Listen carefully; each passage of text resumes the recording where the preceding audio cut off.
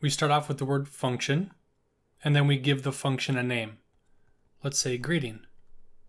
Then we have our parentheses, and then we have these opening curly braces.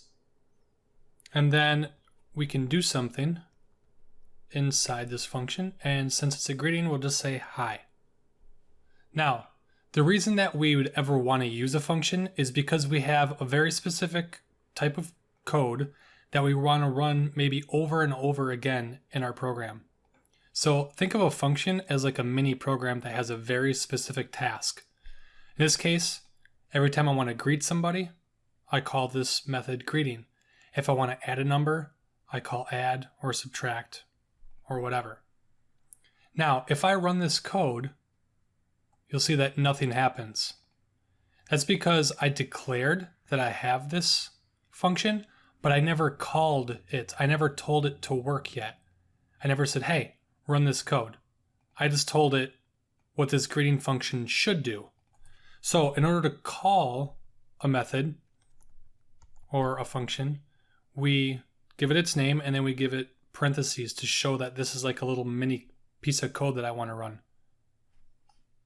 Let's run that, and we get hi. So, not that great. Doesn't seem maybe super useful yet, but somewhere else in our code, like we're doing some more stuff with the user, and then for some reason maybe we want to greet them again, we can call greeting again. And so we don't have to do this code over and over, which really isn't that big of a deal because it's only one line of code. But maybe we have a bunch of lines of code, maybe like 10 of them, and we don't want to keep typing that same 10 lines of code over and over again.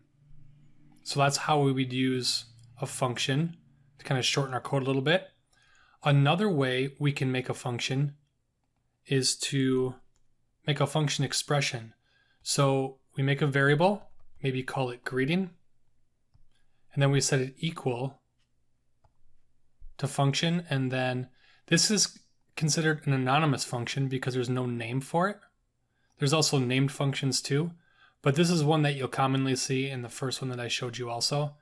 So we make a variable, give it a name, set it equal to function, and then if we run this code, we see we get the exact same thing.